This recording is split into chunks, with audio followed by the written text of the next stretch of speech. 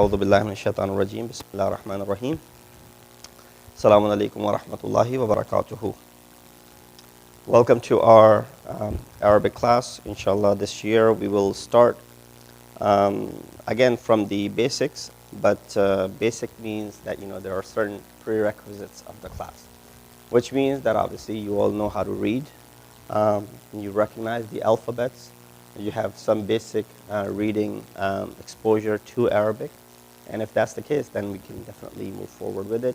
But if someone doesn't know how to read, then obviously there are tools that we can provide so they can be caught up until they can be part of this class.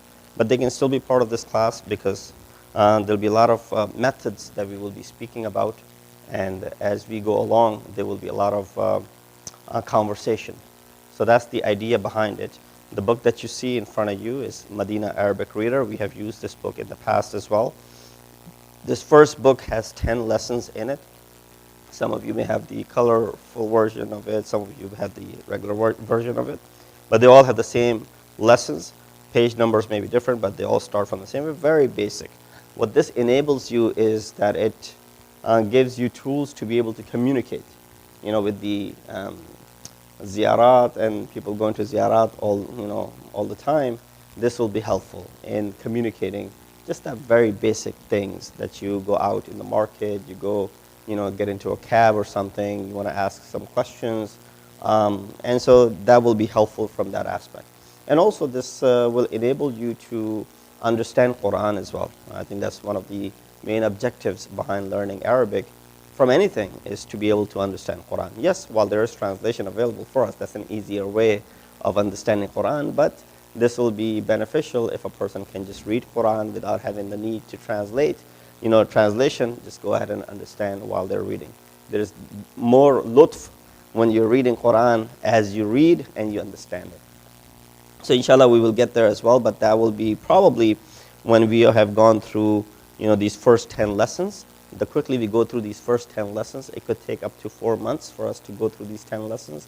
We'll try and go through as quickly as possible, but at the same time, not overburdening you guys, because there are a lot of exercises. Exercises are important. You'll have the entire week to go ahead and finish these exercises. And if you're unable to do so, something doesn't make sense or you can't understand it, these are being recorded and they are going on YouTube, so that we'll have the video recording available. You can go back, refer to it, and next week we can bring out our questions if we have, and inshallah we'll try and resolve them.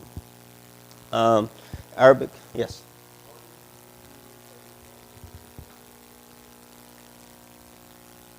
So we studied for 2 years. Yeah.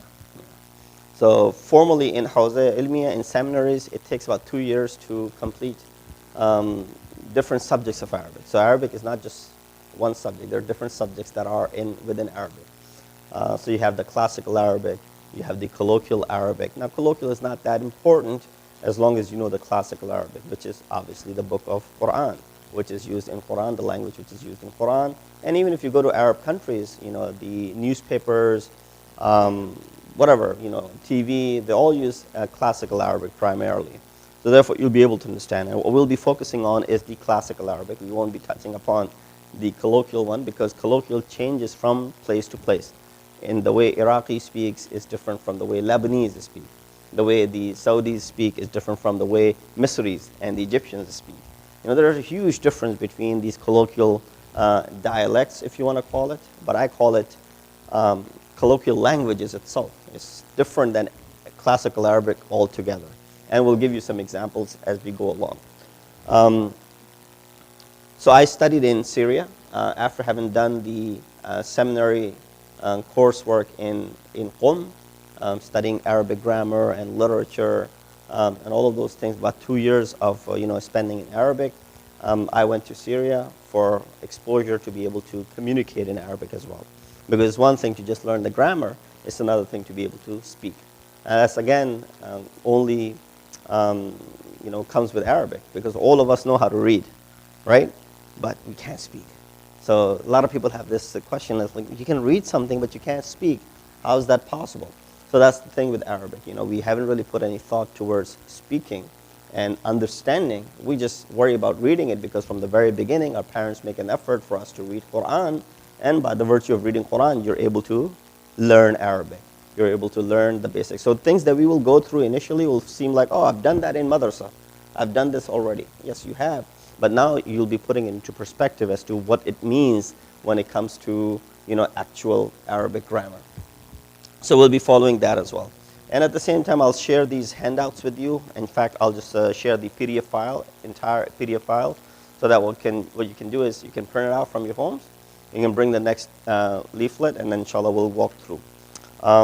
Arabic language is a very vast language. Today is just the overview, and inshallah we'll get into lesson 1 as well. It's a very vast language in a sense that, other languages over the years have relied on, borrowing things from other languages. For example, Urdu is considered to be Lashkari Zaban, which means that it borrows its roots and words from different languages. It's comprised of 4 to 5 different languages. So you have Arabic in Urdu, you have Persian, you have Hindi in it, you have Turkish in it, and even some Sanskrit is in it. There are about 4 to 5 languages that are utilized to come up with this language called Urdu. So when you speak Urdu, that means you're speaking partially Arabic, Persian, Hindi, Sanskrit, and even Turkish. Yes, there will be a lot of common words that are used. But obviously, when it comes to Arabic, Arabic does not really take anything from anyone. It's got everything on its own. It does not borrow from any other language. It's got its own grammar. It's got its own qawaid. Literature is there. Pre-Islamic literature, post-Islamic literature, all of that is available, and it is just phenomenal. And it is all encompassing. It does not require support from any other language to borrow words to be incorporated so that you can speak. Arabs, as Urdu speakers, most of you are, how many English words we use when we're speaking in Urdu, right? More than half of our speech in Urdu is actually English, comprised. But when they're speaking in Arabic, children speak Arabic, the kids who grow up speaking Arabic, and they rarely use any English words. And this could be good and this could be bad, but I think it's important to keep the heritage and the importance of the language intact. So if you look at this handout that I have given to you before we get to lesson 1, this will give you a brief overview of what are the things that are about to come. So you have parts of speech. That's very important. In any language that you want to learn, you want to know what are the parts of speech, that which comprises of your discussion. So you have, in Arabic, in English, you have about 8 of them. I don't even know all of those. Yeah, we speak the language, but we don't know what those 8 are. That's, again, something that we know Arabic grammar, we may not be able to speak it. We know English, but we don't know the grammar of it. So it works both ways that way. But in Arabic, it makes it very simple. There are only 3. So you have, ism, fi'l, and harf. Because we have audiences as well, so I'm going to document everything. So you have 3 parts of the speech in Arabic. Ismun, fi'lun, harfun. Ism is same as in Urdu that we have, which is used for noun. Fi'l is your verb, and harf is your particle. So you got the noun, you got the verb, and you have the particle. Now, where are we going to get all the rest of the 8 that are used in English? Well, majority of them will be coming from here.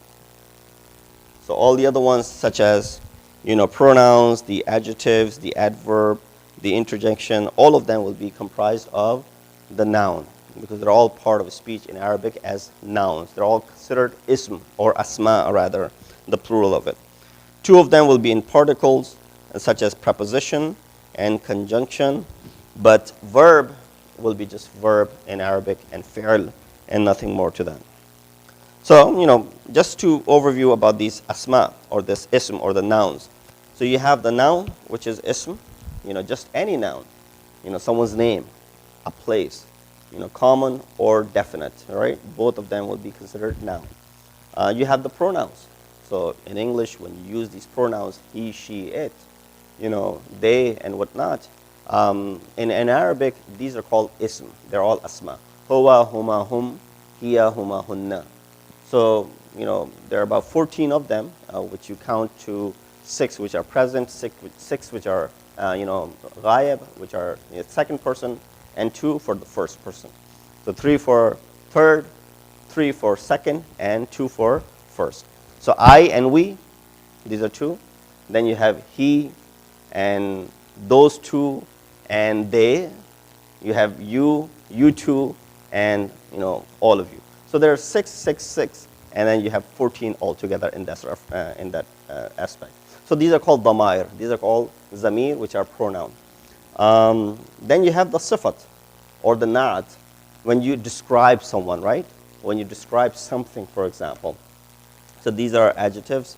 When you have zarf, you're describing some vessel. You're describing some sort of tool for usage. Those are part of adverbs.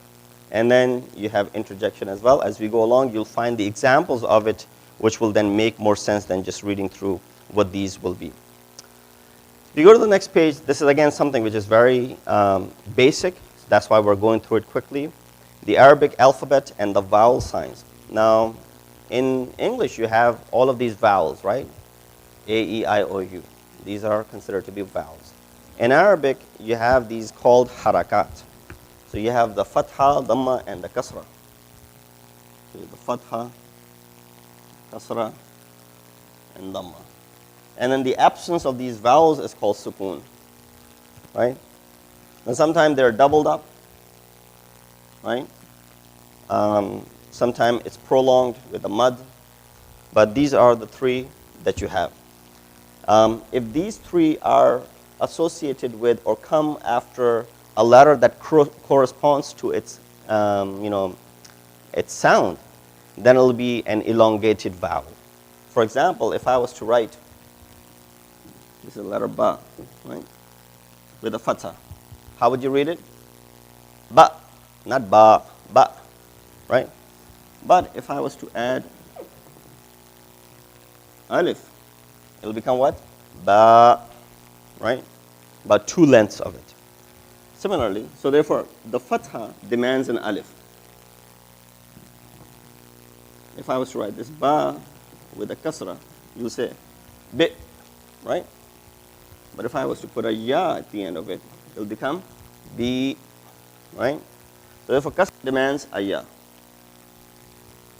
Similarly, dhamma, if I was to put a dhamma, you say bu.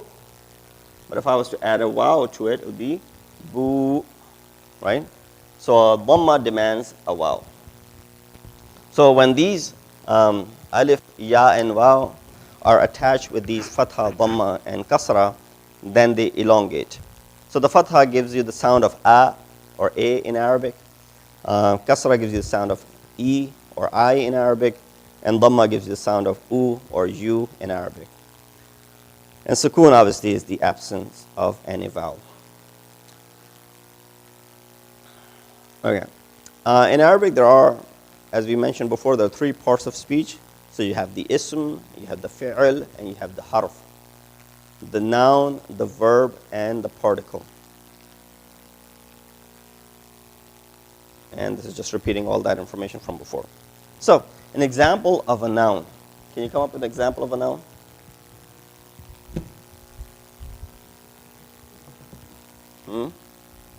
Give me an example of a noun.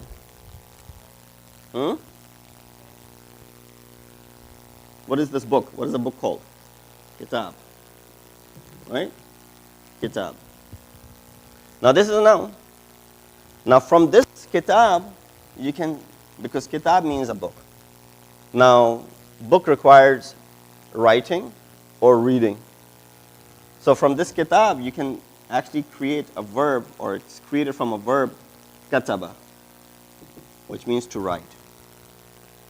So this kitab right now, in Arabic, there has to be vowels, right? You can't read it without the vowels. Now, you know this word kitab because it's in Urdu, so that's why you read it. But that's not the case when you're handed over a Quran without any vowels. Will you be able to read it? It'd be very difficult. You may be able to read some of the words because they're similar in your language.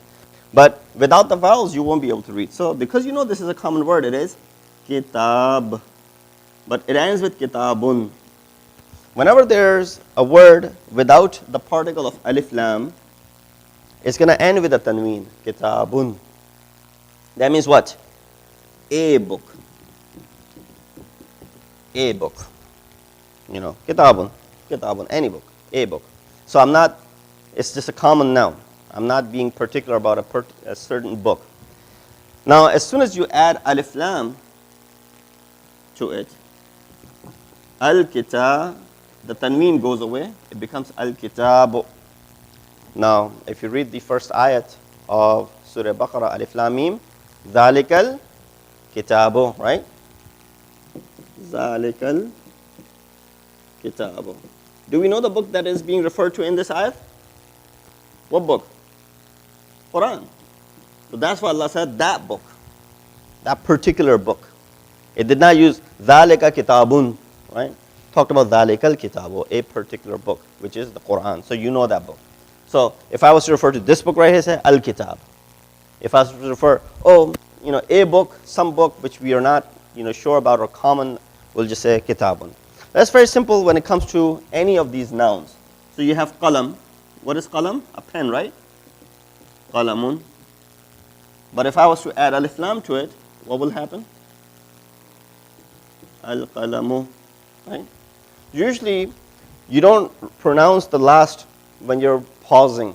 When you stop, you just make there's no vowel there, right? You just stop there. So al-kitab, you can say that. You don't have to say al-kitabu. Or qalam, you don't have to say qalamun. But because we're going to be practicing this, inshallah, we'll try and utter the last of the letters so that we know, what is the harakat. Because this harakat will change sometime. This vowel could change. It could be qalamun, it could be qalamin, it could be qalaman. It could have all of these three situations. So you could have qalaman, or you can have qalamin, and you can have qalamun. But inshallah, that is as we progress, as we move along. So if you look at the examples that they have given, it says ism may be indefinite, which is called nakira, or it could be definite, which is called ma'rifa. So nakira and ma'rifa, again, if you've learned some Urdu grammar, you know these words are used in our Urdu as well. So there are no definite or indefinite articles in Arabic language equivalent to English, a, an, and the. So indefiniteness of ism is indicated by tanween. So when you have qalamun or qalaman or kitabun, that shows that this noun is what? It's indefinite. It's not certain. It's not a particular noun. It's not something which we are talking about that is, right in front of us, for example. So that shows the indefiniteness of ism, that tanween, the two of the harakat. So double fatha or double kasra or double dhamma indicates the tanween. The definiteness is indicated by alif lam. So when you add alif lam to kitabun, it becomes what? Al-kitabu, the book. Alif lam mim, dhalikal kitabu, al-kitab. So they've given you example right here, kitabun, a book, al-kitabu, the book. Qalamun, a pen, al-qalamu, the pen. So ismun cannot at the same time be definite and indefinite. So you cannot have a noun which is definite and at the same time indefinite. That is just impossible. So you can't say al-kitabun. Al-kitabun is wrong in all sorts because you're combining nakira with ma'rifa. No, it's either al-kitabu or it's kitabun. It cannot be both. That's why a lot of people, when they speak, when you greet someone, what do you say? Salamun alaikum, right? You say salamun alaikum, right? Or what else can you say? You put alif lam in front of it. Assalamu alaikum. Assalamu alaikum. Right? Assalamu alaikum. But if you were to say assalamun alaikum, that would be wrong. I've heard many people say that.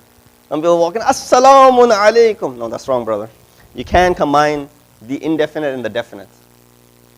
Salamu alaikum, a peace be upon you. Assalamu alaikum, the peace be upon you, right? There's a difference between the two. So you can combine as-salam with tanween. You can't put a tanween, or you can't make indefinite or definite. You cannot mix them together. So either the word has tanween or alif lam. Do not coexist. So al-katabun or al-qalamun will be incorrect. Now tanween is also used with proper nouns. So proper nouns are already known. They're already definite, right? But you're referring to some Ali or some Zaid, so you're going to use it as nakira. So for example, tanween is used for Zaidun, Khalidun, Muhammadun. Even though there's a tanween at the end of the noun, the proper nouns are definite. I know, Murtaza, obviously it's very difficult to put a tanween on his name. So there's certain words in Arabic you won't be able to put tanween on top of them. Mohsin, Mohsinun. Mohsinun carries that tanween. Now, it's already a definite article. We already know that's a definite noun. But because we're uttering it, we need to put a harakat on it. It will be Mohsinun. But the fact that it has nakira harakat on it, the tanween on it, it does not make the name indefinite, right? It remains definite. Your name will be definite because we're referring to you. It will not become indefinite. There's more discussion about that, inshallah, on the next page if you get to that one. So Arabic nouns have endings to show their functions in a sentence. That is very important. This is something which we studied for, and it's still even today. When you're reading any Arabic book, any ibarat, any sentence, how you utter the sound of the last letter determines what function that word has in the sentence. Whether that word is, the subject or that word is the object is very difficult for you to say. In English, for example, you say, I wrote the book. So when I say I wrote the book, can you divide the different articles that exist in this sentence? Let's look at it. So if I say, I wrote the book. So this is I, which is the subject, right? The one who's doing the action. This is the verb, and this is the object, right? Am I correct? So you got the subject, you got the verb, and you have the object. I wrote the book. In Arabic, you'll say, katabtu al-kitab. Right? So in this katabtu exists I wrote. So you have the subject, I, and the verb of wrote, and the noun, which is the object, which is the book. So here you see that you have the subject and the verb together, and then you have the object at the end. In English also you have the object at the end. But because you know the language, you know that book is not writing me. I'm the one who's writing the book. So I'm the one who's the doer of the action. So I'm the subject. And book, which is being written, is the object. But in Arabic, how do you figure that out? It determines from what kind of harakat goes on these words. Now, if I knew Arabic, I'll be able to figure it out. But if I don't know Arabic, then I'll need this sound, or this harakat, to indicate that this is the subject, this is the object, or this is the subject, this is the object, this is the verb. Again, as we move along, these things will make more sense. Yes. Yeah. Well, you're jumping a little bit ahead. There are different types of sentences. So next page is nominal sentences. We'll get to that. Sometimes you don't need a verb, right? You can just use the nominal sentence where there's only asma in it, ism in it, nouns in it, and you get the sentence across. So sentence is something which is jumlatun mufida, which means that it is a beneficial sentence, which means that it it gives you the complete meaning. For example, if I say, I wrote, and I stop. So what did you write? You need to complete that sentence, right? I wrote, a letter. Okay, now it's a complete sentence. I was going, and then I stopped. Where? So you need that completion of the sentence. It's called jumlatun mufida. Complete sentence which benefits the listener so they understand what is being uttered. So if I just say, katabtu, I wrote, now you're waiting, okay, there's an object that is going to come. What did you write? So that's where this is a sentence which begins with the verb, kataba, katabtu. But there could be a sentence which begins with a noun. So we'll use the nouns later on. So if you go to the last page, or rather, let's just stay on this page for a second. Arabic nouns have endings. So if you look at, there are 3 endings of noun. The vowel sign on the last letter of the noun. Al-kitabu, kitabun, Muhammadun, al-babu, or babun. Al-kitaba, kitaban, Muhammadan, al-baba, or baban. Kitabe, al-kitabe, kitabin, Muhammadin, al-babi, babin. You see, when you have the 2 tanweens, Muhammadun remains Muhammadun. You don't add anything. But when you have the fatha, 2 fathas, Muhammadan, you have to add what? An alif. It demands an alif. So therefore, you see baban, Muhammadan, and kitaban. What are these called? What are these called? Just in case we want to know, what is this halat or this condition called? So when the last letter of a noun has a dhamma, it is said to be marfu'. It indicates the nominative case. So there are at least 3 cases that you will find in Arabic. That a sentence ends in a nominative case, therefore it is ending with a dhamma, or it ends with the accusative case, which is the fatha, or it ends with genitive case, which is the kasra. So that's what I'm saying. You need to know what's at the end. It could be qalamun, it could be qalaman, or it could be qalamin. We'll just give you 3 examples so that you understand all 3 of them. I'll use the word that they have used over here, just so that we can keep it. We'll just use the word Muhammad, okay? So, dhahaba is a verb, which means he went. Dhahaba Muhammadun. That means Muhammad went, or Muhammad left. They say, who left? Dhahaba Muhammadun. So, dhahaba is verb, and Muhammad is the subject of that verb. Muhammad is the one who performed that action. He is the one who's the doer. Now, you don't really need anything to complete this. This is the complete sentence, right? Dhahaba Muhammadun. Now, you can ask, where did he go? How did he go? When will he come back? These are all, but this is giving you a complete meaning. Now, here you have Muhammadun, but this could also change to Muhammadan. For example, you say, I saw Muhammad.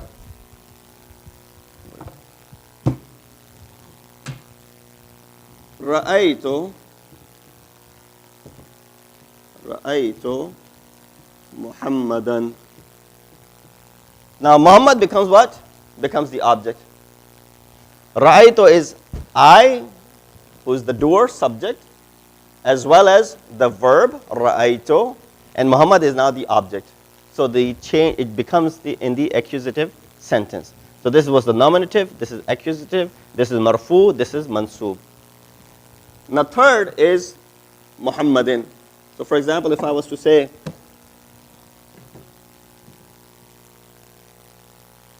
marartu, that means I passed by be Muhammadin.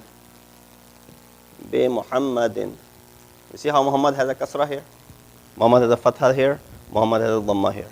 So the word Muhammad can take all these 3 states or these 3 conditions. Whether it could have dhamma, it could have fatha, and it could have kasra. These are all different states that this noun can go through. And last page on this, we'll conclude with this, and inshallah we'll get to our first lesson. Nominal sentence, or known as Jumlatul Ismiya, as Brother Mohsin had brought up, that the sentence could begin with ana, and a lot of time it does begin with ana. For example, you're speaking about yourself. I did this, I went there, I want to do this, I'm going, I'm performing, So you start with this I, right? So what is a sentence? Sentence is a group of words which make a complete sentence. So when you put together a group of words and it gives you a sense of completeness and it benefits you, it's called a complete sentence. For example, Hamid is sick. That's a complete sentence. Now you can further inquire, how did he fall sick? What did he, where did he go? What did he eat? All those questions will be secondary. But when you say Hamid is sick, it's a complete sentence. How would you say Hamid is sick? I bet you know this. So in Arabic, Hamid would be what? Hamid, right? Hamid would remain Hamid. Hamid. What is the word for sick? Bimar is Urdu. Alil could be used, but there is more common word that we use in Urdu. Marid. Marid. Right? So Hamidun, Maridun. That's a complete sentence. Hamid is sick. Now this gives you the meaning of Hamid, which is the proper noun, definite noun. Maridun, sick.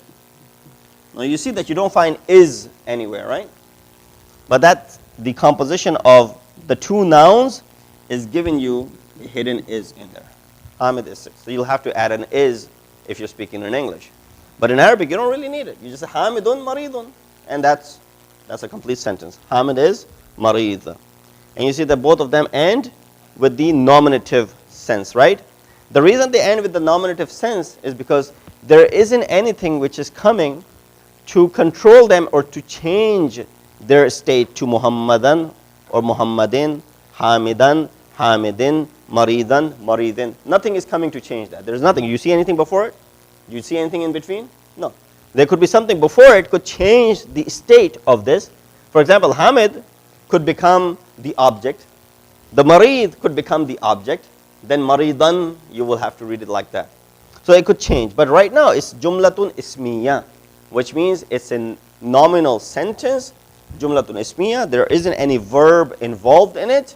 Therefore, both of them will be in the nominative sense. Hamidun, Maridun. So he says that the core ingredients of any sentence are a subject and a predicate. In Arabic, we call them mubtada, khabar. So you have the subject and you have the predicate. Subject is mubtada, khabar. So you have something that you start with and then you give the news about it. Hamid, okay, you got my attention. Marid, sick. So you got the subject and you got the news or the khabar regarding that subject. So it says, in Arabic language, there are two kinds of sentences. The one which begins with a noun, as we've been giving examples, nominal sentence. And the one which begins with a verb, fi'l, it's called a verbal sentence. Al-jumlatul fi'liyatu, al-jumlatul ismiyatu. A simple nominal sentence is of this form. Zaydun, okay, you got my attention. What about Zayd? Alimun. Zayd is learned or is a scholar. Alim could be translated as a learned, a scholar, intelligent, whatever. Fatimatu alimatun. Why is it not Fatimatun alimatun?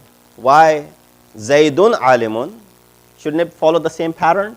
Fatimatun alimatun. But there are certain female words which will have the tanween. There are certain words which in Arabic, a majority of these female words, they will not carry a tanween because it's maybe difficult for the Arabs to pronounce the words with the tanween upon it, and itself is probably difficult to utter. That's probably is the main reason behind it. Therefore, there are certain words that we will come across, we will tell you. Now, from this point on, start putting attention towards the du'as that you read. When you read a Quran, when you read du'as, and the word Fatima, for example, in du'a, if the word Fatima comes, or, Hadith-e-Qissa, you start, when you start with Hadith-e-Qissa, you say, Rubi'an, مثلا Jabir ibn Abdullah Ansari, An Fatima al-Zahra salamullah alayha, you find that how Fatima will not carry certain Arab, will not have certain harakat. But that's for another time. Al-waladu zakiyun. Now, al-waladu, why is it not al-waladun? Because of the alif lam. Alif lam got rid of the tanween from waladun. It would have been waladun zakiyun. But we want to know which walad, which child, which boy are you talking about? Al-walad, the boy. The boy is intelligent. Al-bintu jamilatun. The girl is beautiful. Al-bintu. So the word alif lam, kept it from having the tanween or the state of nakira.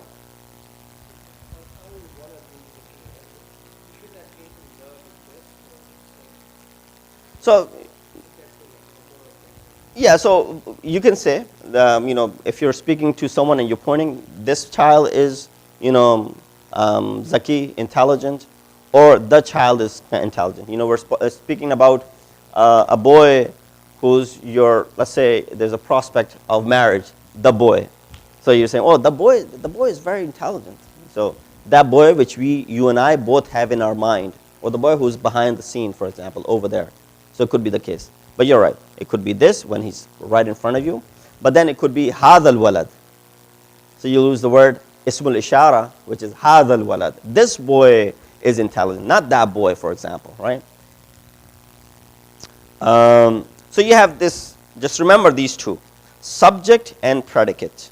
Mubtada and khabar.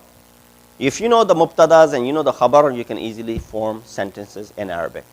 Putting two things together, you can make the sentence. The rest you can read on your own. Okay, let's quickly get to I'm sure you'll have a lot of questions, and I expect that. So when you do, inshallah, you can ask me just by raising your hands right here, or you can write them down, and inshallah, we can address them next time. I will touch upon grammar maybe third or fourth. Now, I spoke a little bit of it, but these were just important things regarding how we pronounce the last letter. That's why I had to go through all of this. But there will be some actual grammar that we will touch upon maybe in the fourth or fifth week when we have some understanding of it and we have gone a little bit advanced, inshallah. So the lesson which we were covering is the first lesson in this book. Let's see your ability that you're capable of reading or not. So inshallah, we'll start from you. Can you read the first one? Baytun. Why would it be baytun? Because there's no alif lam on it. So this is a house, right? You said this is the house. If you want to say that, you say hadal bayt or hadal baytu. But you said this is a house. So hada baytun. This is a house. Okay. Read next.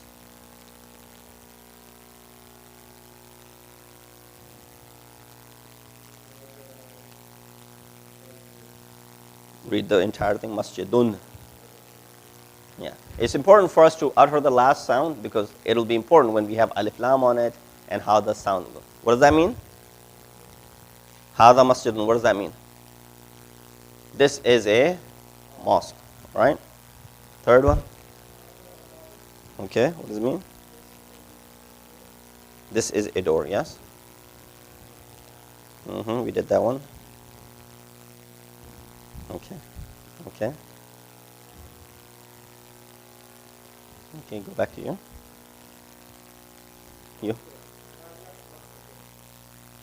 What is the maktab? Yes. So this is a desk.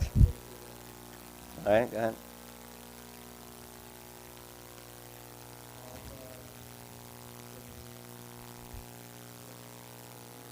Sarirun. Yeah, what is that? Oh, see the pictures help, right? Next. Hada kursiyun, right? This is a chair. Simple enough, basic.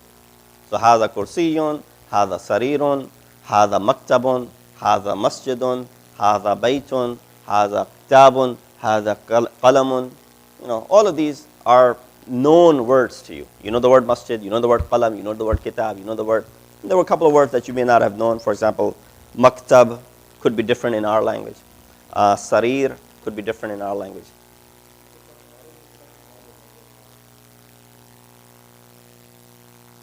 Where? Mm-hmm.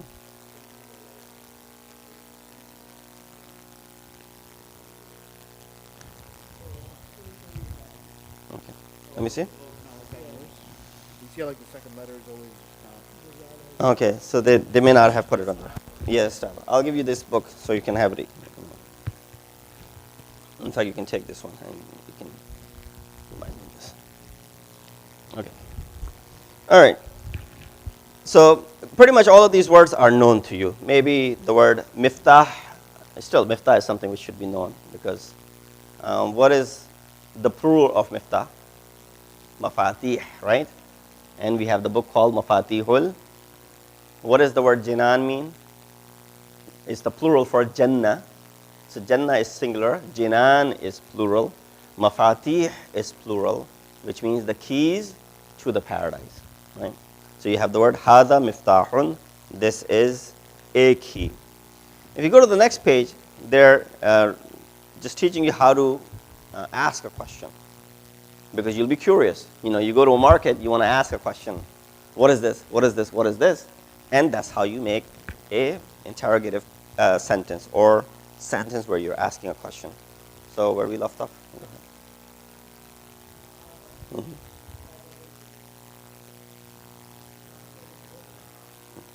What is this? Or what is it, right? So here, obviously you're referring to a certain thing. So what is it? What is it? Ma refers to what. And hada is this. So you just put the is in between. Ma hada, what is this? So there are two ways of asking question. One is through the word ma.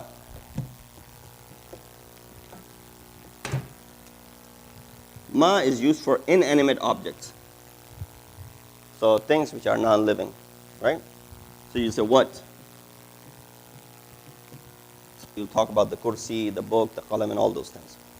Man is used for, living beings, right? So man hada, who is this? So when you're referring to a person, you say man hada. You won't say ma hada. It'll be like, okay, it's just, what is this? And you say, well, who is this, right? So that's the difference between ma and man. Okay. And hada, you already know. Hada means this. So ma hada, what is this?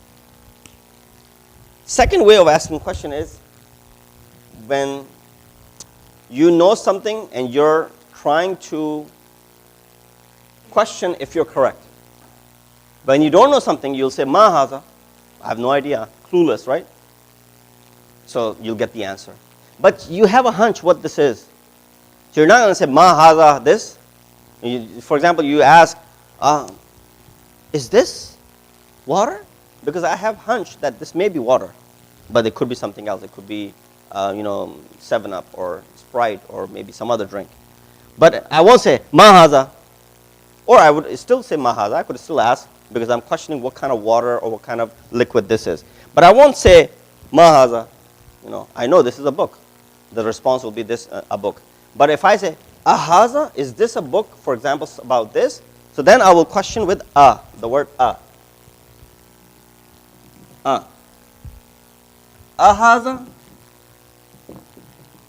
Is this? So when you want to say is this, you say haza. When you say ma, you say what is this? These are two ways of questioning. So let's look at the second example. It says ma hada baytun. What is this? This is a house. Ahada baytun? Is this a house? Maybe someone is perplexed looking at this object that is sitting in front of them. Is this a house? Really? You say, well, na'am. Naam, hada baytun. What does that mean? This is a house. Yes, this is a house. So to remove the person being puzzled about seeing this thing, whether it is a house or that is, for example, no, it could be maybe the person is puzzled whether this is a house or an office. So is this a house? It looks like an office, right? Or is this an office? It looks like a house, right? So that may be the reason behind asking this question. So you have ma hadha, which is, what is this? And then when you further explore, you say, ahaza this? Is this what I think it is? Then you go ahead and ask the further question. So let's do the next one with you. Okay, what does it mean? Okay, next.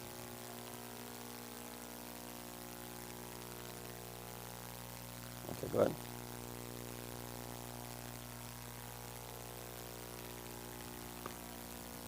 Good. Go ahead.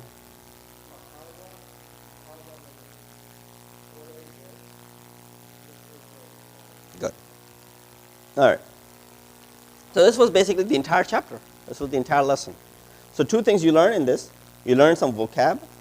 You learn how to call out on something. If you were to see this, oh, this is this, or this is this. You're walking around, let's say in Mecca or Medina, you're walking around in Iraq, you're walking around for ziyarat.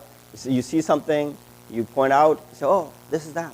Haza masalan maqam, haza masalan darih, haza masjid, haza bayt. You can go ahead and say stuff like that. Haza masalan tuffah, when you're at the market, you're asking for something. So you question this.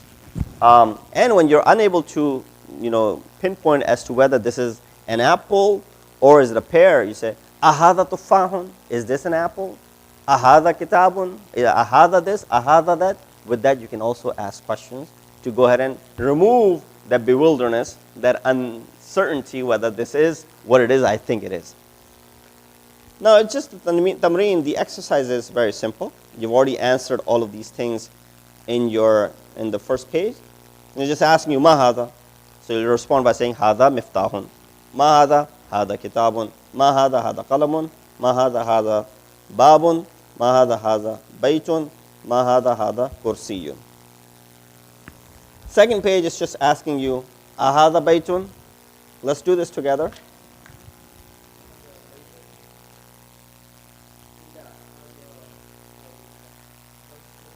Masjidun. Yeah. So you keep it in that same nakira form. When it asks you, is this a house? You say, no, this is a masjid, right? So you won't go from a house to the masjid, right? Although you can, it's not technically wrong, but that's the answer that we're looking for over here. So, ahada baytun, is that a house? But you look at it, no. La, hada masjid. So I like the way that you right away got to the word la. Okay? Next, go ahead.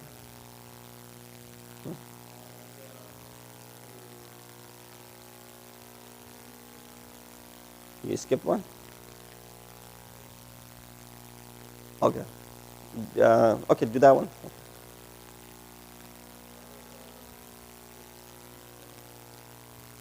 Is this, what does it say? What's your answer? But you gotta say either affirmative or nay. Either you have to say yes or no. So no was la. What is a yes? Go back to the previous page, you can see it. So there are two words for yes or no. This is something which everybody knows, even the non-Arabs. La means what? No. Na'am means yes. Na'am. Right? Na'am, hadha qamisun. Right? Yes, this is a shirt. Okay, go ahead and do the next one. Miftahun होगा ना?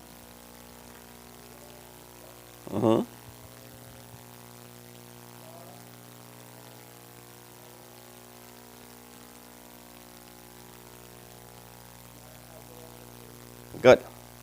Okay. All right, good. The next tamreen just says read and write. Now, if you want to work on your writing skills, then you can, document this. You can write it, but I don't expect you to do so. It's up to you. It's your prerogative if you want to practice writing it as well. It's just that now you see how they have removed the harakat, right? Do you have the harakat? No, right? So they expect you to read it properly. Let's see, you can read the start from there. Yeah, the first. Good. Do one more. Good. Go ahead. Good.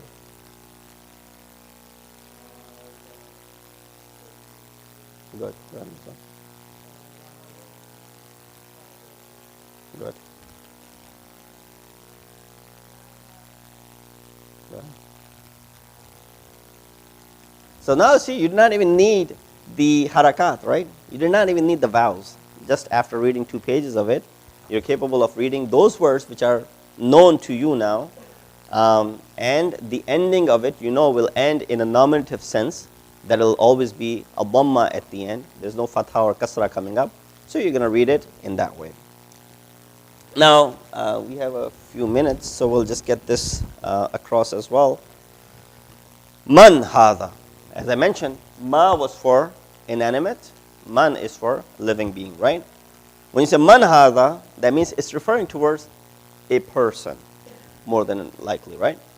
The man hadha, who is this? Again, hadha is this. Man means who.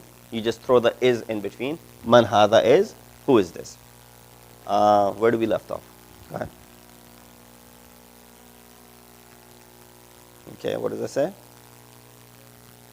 Good.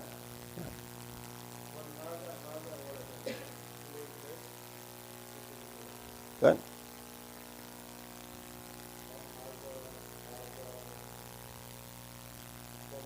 Talibun. Who is it? Taliban. Talib means student. Yeah. This is, see, he's carrying a bag. Okay. Go ahead.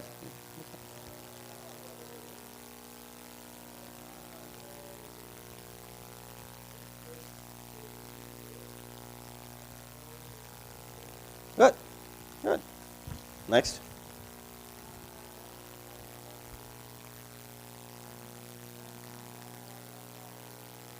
Tajirun. Tajir is a businessman, right? Okay. Next. Okay, do one more. Qittun. What is a qit? Cat, right? So hadha kalbun, that's a dog, or this is a dog. Is this a dog? It also looks like it, but la hadha qittun. No, this is a cat. Mm-hmm. Go ahead.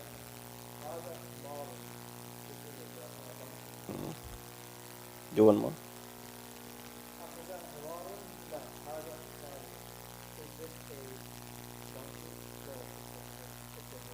This is a horse, or it's a horse. Okay, good.